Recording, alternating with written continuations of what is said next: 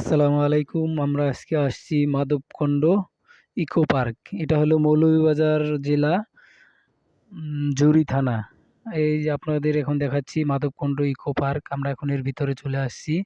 এই সিঁড়ি দিয়ে নেমেই ঝর্ণায় চলে আসবেন। প্রথমে একটা পেঙ্গুইন দেখতে পারবেন, তারপরে আছে একটা জলপরী। জলপরীর সামনে একটা বসে আছে উগান্ডার লোক। উনি এখানে বসে ফিলিংস নিতেছে। তার পাশেই দেখতে পারতেছেন একটি হরিণ আছে, ঘাস খাইতেছে। হরিণের পিছনেই কিন্তু একটা বাঘ আছে। বাঘটা তাকে লক্ষ্য করে আছে। তারপর আমরা এখন এগুলো দেখার পর রওনা দিলাম সেই পরীর কণ্ড। পরিকণ্ড। পরিকণ্ড বলতে এখানে এক গহীন জঙ্গলের ভিতরে এক কুম আছে। সেই কুমটা হলো ঝর্ণা থেকে পানি পড়ে সেখানে কুম হয়েছে। এখানকার মানুষ বলে এখানে নাকি পরী বসবাস করে, পরীরা গোসল করে, পরীরা এখানে থাকে। দেখেন রাস্তাটা এমন অবস্থা, মনে হইতেছে পরীরাই এই গাছগুলা ফেলে ফেলে রাস্তা বন্ধ করে রাখছে।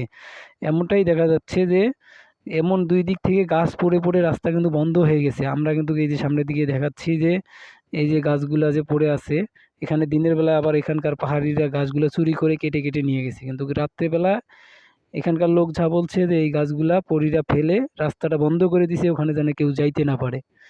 এই পর্যটক কেন্দ্রে আসলেও এখানে আসা নিষেধ, পুলিশেরও নিষেধ যে এখানে ঢোকা যাবে না। বন বিভাগ থেকে ব্যানার লাগানো আছে, তবুও আমরা আসছি অন্য রাস্তা দিয়ে। দেখেন এই গাছের উপর দিয়ে হেঁটে যাইতে হয়, কিন্তু নিচ দিয়ে যাওয়ার কোনো অপশন নেই, নিচ দিয়ে সব বন্ধ হয়ে আছে। আমরা অলরেডি কাছাকাছি চলে এসেছি পরীর কুম। অনেক দূরের পথ আছিল, অনেকক্ষণের ভিডিও, তাই আমি শর্ট করে মাঝখানে কেটে কেটে এটাকে সংক্ষেপে আপনাদেরকে দেখাচ্ছি। আমরা এখন পরীর কুম চলে আসছি। এই যে দেখা যাচ্ছে পরীর কুম, দেখেন কি ভয়ানক অবস্থা। অস্থির পরীর কুম, দেখতে যে সুন্দর দূর থেকে মনে হচ্ছে, কিন্তু কাছাকাছি আসলে আসলেই মানুষ যেভাবে বলছিল ভয়েরই ব্যাপার। এখানে যদি